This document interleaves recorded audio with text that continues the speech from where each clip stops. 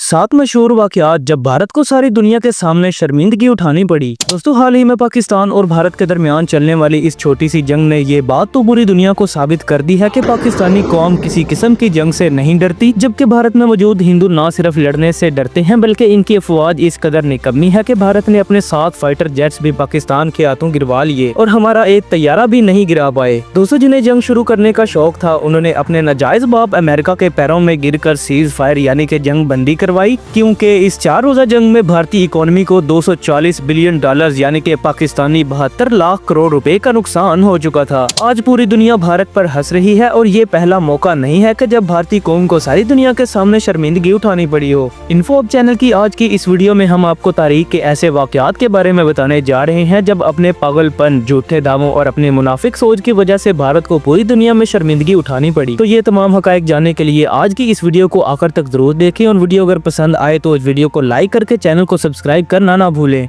Fact number 1। दोस्तों, भारतीय कौम वैसे तो हर चीज में खुद को नंबर 1 कहलाने के लिए जुनूनी है, मगर इस ख्वाहिश को मेहनत से पूरा करने की बजाय ये लोग काफी बार 2 नंबरी भी करते हैं और पकड़े भी जाते हैं। ऐसा ही कुछ साल 2010 में होने वाली कॉमनवेल्थ गेम्स में हुआ, जो कि भारतीय शहर दिल्ली में मुनक्किद की गई थी। इन खेलों में बहुत से ममालिक के खिलाड़ियों ने हिस्सा लिया और मुकाबले शुरू होने से चंद दिन पहले सभी हिस्सा लेने वाले खिलाड़ियों का डोप टेस्ट किया गया। यहाँ आपको ये बात जानकर बहुत ही हैरत भी होगी और हंसी भी आएगी कि रनिंग यानी कि दौड़ने के मुकाबले में हिस्सा लेने वाली 6 फीमेल एथलीट्स का टेस्ट पॉजिटिव आया और उन्हें न सिर्फ रनिंग के मुकाबले से बाहर कर दिया गया बल्कि मुस्तकबिल में आइंदा के लिए पाबंदी भी लगा दी गई। भारत को सबसे ज्यादा शर्मिंदगी तो उस वक्त उठाना पड़ी जब ये पता चला कि इनमें से 2 लड़कियां इनकी कौमी हीरोज अश्विनी अखुंजी और मनदीप कौर हैं, जो कि पहले भी इन मुकाबलों में हिस्सा लेकर गोल्ड मेडल तक जीत चुकी थी और इनसे अब ये तमगे भी वापस ले लिए गए। खेलों के मुकाबलों में चाहे वो क्रिकेट हो, हॉकी हो, बॉक्सिंग हो या कुछ और, भारत जीतने के लिए हर तरीका आजमाता है और फिर भी हार जाए तो ये अपनी हट धर्मी पर उतर आते हैं और फैसला मानने से ही भाग जाते हैं। ऐसा ही कुछ साल 2012 में लंदन में होने वाली ओलंपिक्स में भी हुआ था। भारत की तरफ से बॉक्सिंग में हिस्सा लेने वाली इनकी खिलाड़ी समीर संगवान अपना मैच पॉइंट्स पर हार गई और भारतीय कौम ने इनकी हार को मानने से ही इनकार कर दिया और उन्होंने इसके खिलाफ एहतजाज करना भी शुरू कर दिए। दोस्तों, ओलंपिक्स के इंटरनेशनल बॉडी ने भी भारतीयों की तरफ से किसी भी किस्म की ब्लैकमेलिंग में आने से इनकार कर दिया और उन्होंने भारत की बॉक्सिंग फेडरेशन ऑफ इंडिया की ओलंपिक्स की मेंबरशिप को ही खारिज कर दिया और नतीजे के तौर पर भारत के बाकी बॉक्सर्स को अपने मैचेस या ओलंपिक्स के झंडे तले नहीं बल्कि भारत के झंडे तले खेलने पड़े और सारी कौम इन पर हंसने लगी कि ये कौम कैसी बचकाना और बेवकूफ है। Fact number 2। दोस्तों, भारत की आबादी आज 1.4 बिलियन यानी कि 1.4 अरब से भी ज्यादा हो चुकी है और अगर आपसे पूछा जाए कि इन 1.4 अरब अफराद में से सबसे बड़ा जोकर कौन है तो आप में से कुछ लोग जॉनी लीवर का नाम लेंगे तो कुछ कपिल शर्मा का, मगर हकीकत में भारत का सबसे बड़ा जोकर इनका अपना वजीर आजम नरेंद्र दामोदर मोदी है। इस छठी फेल चाय बेचने वाले की कहानी ये है कि इसे लोगों को हंसाने के लिए किसी भी किस्म का स्क्रिप्ट या डायलॉग याद करवाने की जरूरत नहीं पड़ती। ये किसी भी वक्त किसी भी किस्म की खच मार सकता है। वैसे तो मोदी साहब को बिला वजह दूसरे ममालिक के लीडर्स और अमीर अफराद को शादी पर आई हुई महक मलक बनकर जपियां मारने की बहुत ज्यादा गंदी आदत है, मगर जो खच उन्होंने साल 2019 में मारी थी इस पर आज भी पूरी दुनिया हंसती है। आपको याद होगा कि साल 2019 में मकबूजा कश्मीर में भारतीय फौज पर पुलवामा में हमला हुआ था, जिसका इल्जाम भी इस गधे ने बगैर किसी सबूत के ही पाकिस्तान पर लगा दिया था। यहाँ मोदी जी ने एक इंटरनेशनल चैनल को इंटरव्यू देते हुए कहा था कि मैंने इंडियन एयर फोर्स के जेट्स को पाकिस्तान में घुसकर मिसाइल मारने का बोला है और जब इनकी एयरफोर्स ने कहा कि आज मौसम खराब है और बारिश तेज है तो आगे से मोदी साहब ने कहा कि ये तो बहुत अच्छी बात है और तेज बारिश में पाकिस्तान वालों को हमारे जेट्स नजर नहीं आएंगे। दोस्तों, अब चौथी जमात का बच्चा भी ये बात जानता है कि दुश्मन के जहाज को ट्रैक करने वाला रडार सिस्टम इतना जदीद होता है कि इसे किसी भी किस्म की बारिश या बादल नहीं रोक सकते। ये रडार सिस्टम दुश्मन के जहाजों को देखने के लिए कैमरे का इस्तेमाल नहीं करता बल्कि लाइट और साउंड वेव्स का इस्तेमाल करता है। बस जैसे ही मोदी जी ने ये खच मारी पूरी दुनिया का मीडिया इन पर हंसने लगा। पाकिस्तानी साइड से भी मीम्स बनाने वालों ने मोर्चे संभाल लिए और भारत के लोग भी ये सोचने बैठ गए कि काश हमें इस जोकर की बजाय किसी और को अपना वजीर आजम बना देते।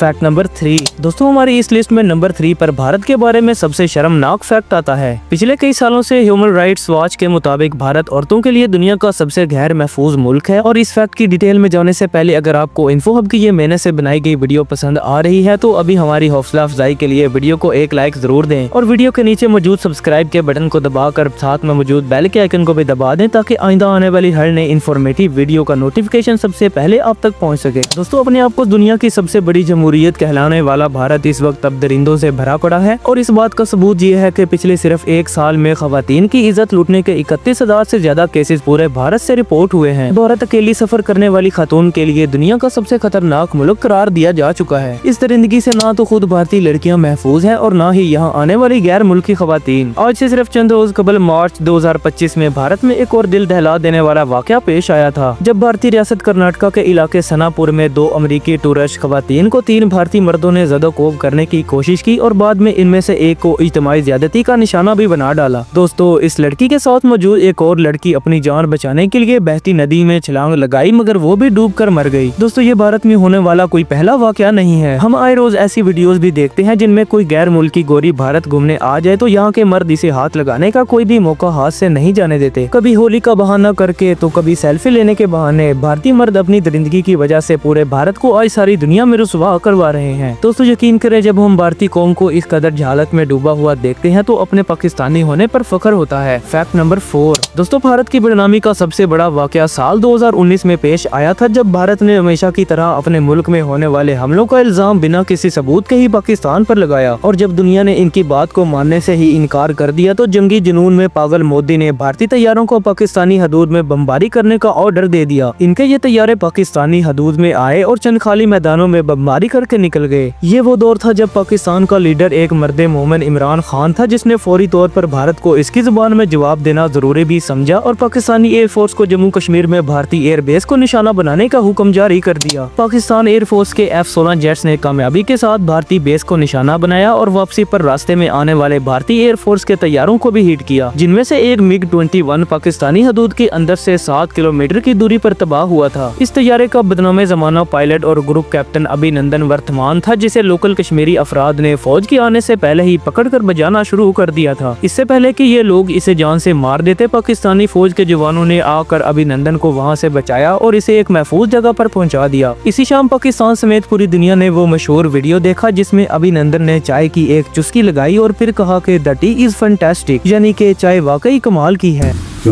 Yes, okay. I hope you like the tea. The tea is fantastic. Thank you. Okay.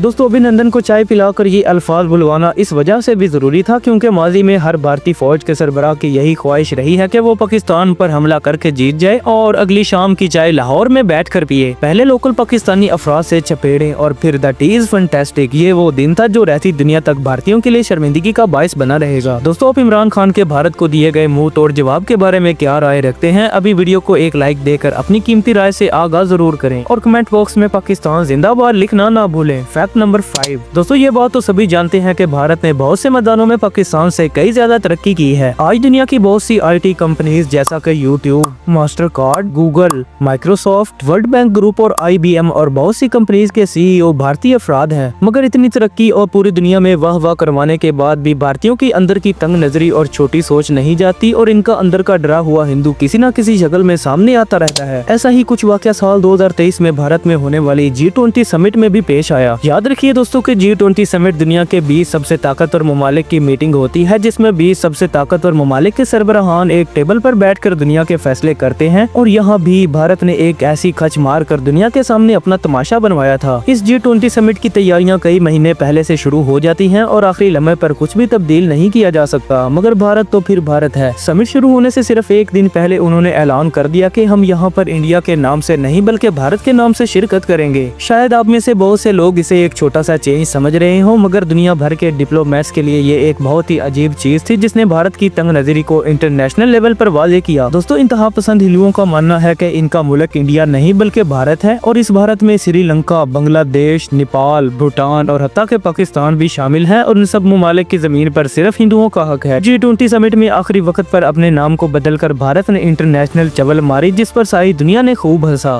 Fact number 6।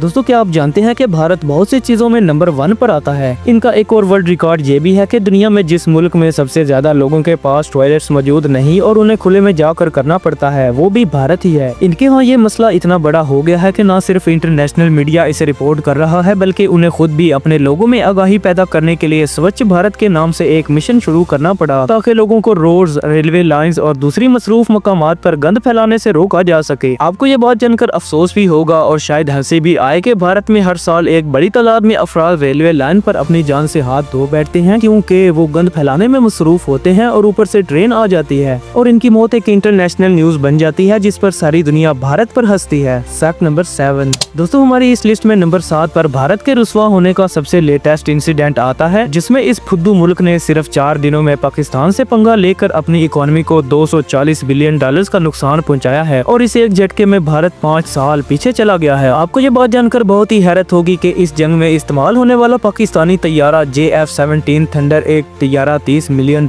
मालियत का है यानी कि पाकिस्तानी 900 करोड़ रुपए का, जबकि दूसरी तरफ भारत का मच्छरों की तरह मार खाकर गिरने वाला राफेल तैयारा अकेला एक तैयारा $292 मिलियन का है जो कि पाकिस्तानी 8,760 करोड़ रुपए बन जाते हैं। पाकिस्तान ने इस छोटी सी जंग में ही भारत के लगभग 1.3 बिलियन डॉलर्स के तैयारे गिराए हैं, जबकि इनका रूस से खरीदा गया एयर डिफेंस सिस्टम S-400 अकेला ही $1.5 बिलियन यानी कि पाकिस्तानी 40,000 करोड़ रुपए के लगभग था, जिसे हमारे एक अकेले ही पायलट ने तबाह किया था। दोस्तों इस बार भारत को ऐसी शिकस्त हुई है कि पूरी दुनिया भारत पर थू थू कर रही है, जबकि दूसरी तरफ इंटरनेशनल मीडिया ने पाकिस्तान एयरफोर्स को दी अनडिस्प्यूटेड किंग्स ऑफ स्काई यानी कि आसमानों पर राज करने वाला बेताज बादशाह बोल दिया है। मोदी सरकार ने जंगी जुनून में पाकिस्तान पर हमला तो कर दिया मगर इसके नतीजे में जूते खाने के बाद जिस तरह इनकी मां मर गई है, इससे बाकी दुनिया को ये बात क्लियर हो चुकी है कि भारतीय फौज सिर्फ बॉलीवुड की फिल्मों में जंग जीत सकती है। हकीकत में लड़ना सिर्फ मर्दे मोमिन का काम है जो ना लड़ने से डरते हैं और ना ही मरने से। दोस्तों अगर आपको हमारी आज की वीडियो पसंद आई है तो वीडियो को एक लाइक जरूर दें और अपने दोस्तों के साथ व्हाट्सएप और फेसबुक पर शेयर करना ना भूलें और मजीद ऐसी इन्फॉर्मेटिव और दिलचस्प वीडियोस देखने के लिए चैनल को सब्सक्राइब जरूर कर लें।